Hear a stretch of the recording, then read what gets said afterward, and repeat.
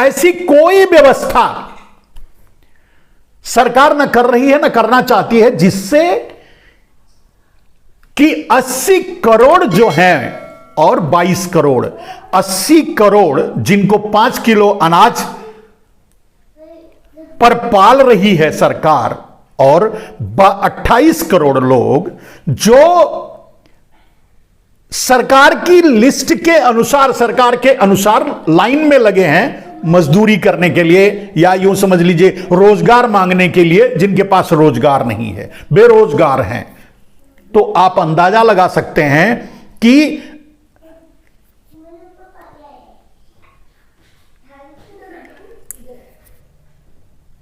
28 करोड़ लोग, 108 करोड़ लोग,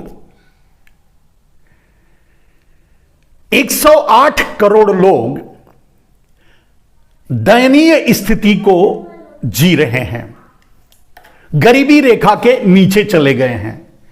उनकी कमाई 10,000, 25,000 तो छोड़ दीजिए, 10,000 से भी कम पे आ गई है, और उनके लिए सरकार के पास कोई प्लान नहीं है, कोई योजना नहीं है।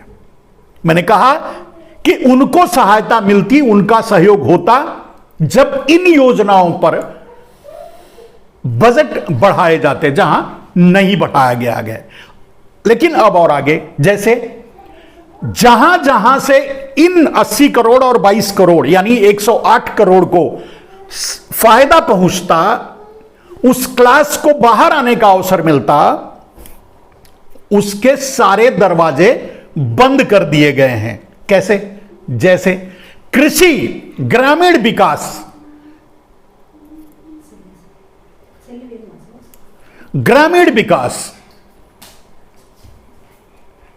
तो ग्रामीण विकास के बजट को भी, रूरल डेवलपमेंट, ग्रामीण विकास के बजट को भी कम कर दिया गया, जिससे इस 108 करोड़ लोगों को फायदा पहुंचता, वहां भी कम कर दिया गया है।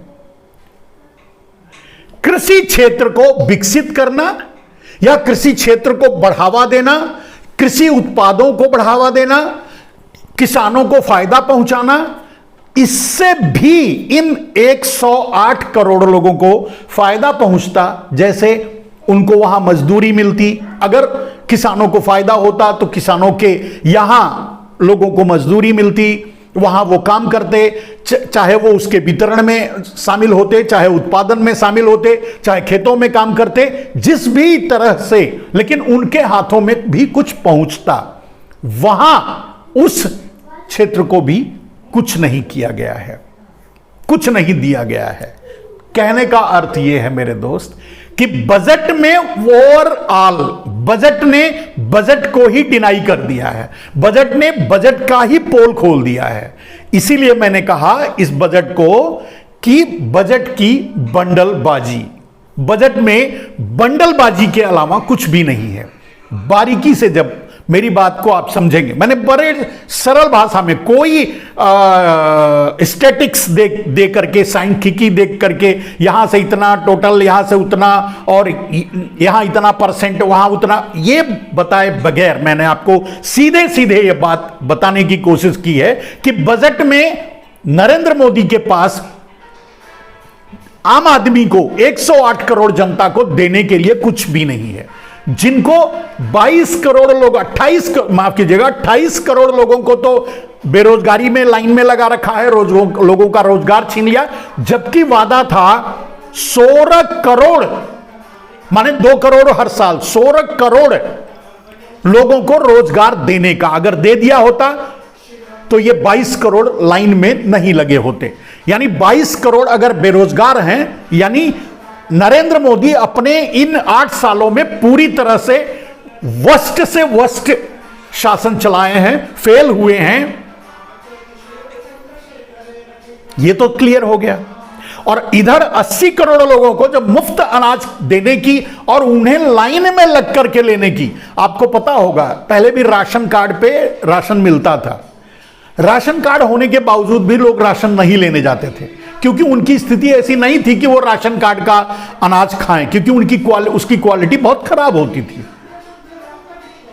आज भी वही है, लेकिन जब आपको पता होगा कि राशन कार्ड से राशन लेकर के खाने वालों की संख्या बढ़ी है, यह मोदी के अमृतकाल की देन है। तो दोस्तों, बजट में मैंने कहा कि बजट ने बजट को कॉन्ट्राडिक्ट किया है, बजट ने बजट को ही डिनाई किया है।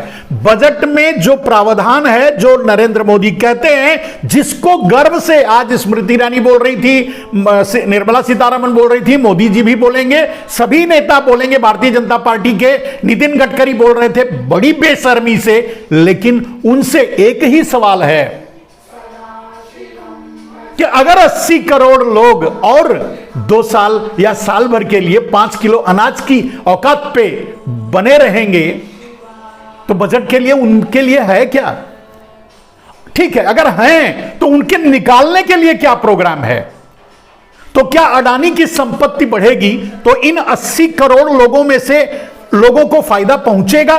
5 किलो जो अनाज मुफ्त में खाते हैं, लाइन लगाकर लेते हैं, इनको फायदा पहुंचेगा अगर अडानी की संपत्ति थोड़ी और बढ़ जाती है, या फिर से अडानी सुधर जाते हैं, अंबानी की संपत्ति बढ़ जाती है, अडानी अंबानी में आगे पीछे चलता रहेगा, दोनों मोदी के ही भाई बंधु हैं, मोदी के ही गिरोह के लोग हैं।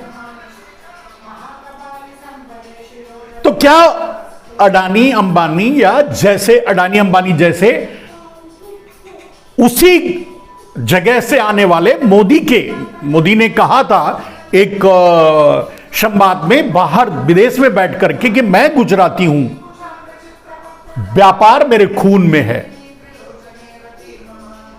नरेंद्र मोदी के खून का व्यापार देश को आज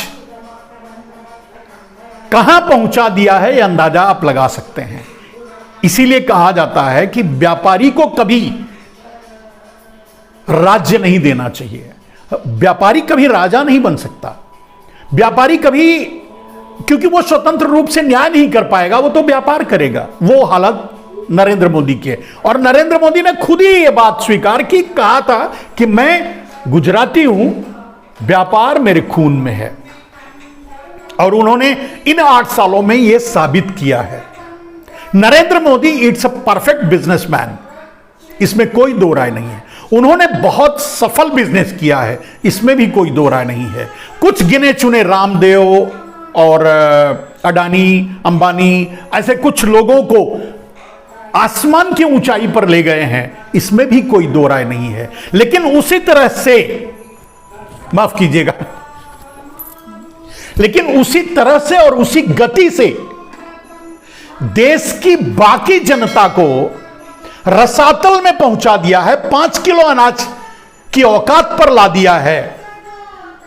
यह भी नरेंद्र मोदी ने ही किया है, और यह सिर्फ नरेंद्र मोदी ही कर सकते हैं, क्योंकि नरेंद्र मोदी गुजराती हैं। वो कहते हैं, मैं नहीं कह रहा हूं, क्योंकि नरेंद्र मोदी गुजराती हैं और व्यापार उनके खून में है, यह नरेंद्र मोदी कहते हैं, इसलिए मैं कह रहा हूं।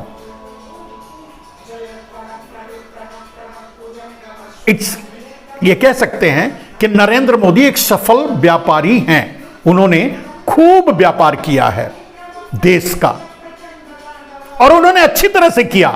रेल बेचा, भेल बेचा, एयरपोर्ट बेचा, सब कुछ बेचा, कोई चीज नहीं छोड़ा। तो एक व्यापारी ही कर सकता है। व्यापारी कभी बना नहीं सकता, बेच सकता है, बनाकर नहीं बेचता। उसे बनाकर बेचने में फायदा नहीं, क्योंकि बनाकर बेचने के लिए एक पीढ़ी लगी, 70 साल लगा। अब सीधे ये बात कहने में कोई संकोच नहीं है कि 70 साल लगा एक टूटे फूटे बिखरे भारत को इस अवस्था तक पहुंचाने के लिए, जबकि और तेजी से भारत विकसित हो सकता था और आगे बढ़ सकता था अगर कांग्रेस चाहती।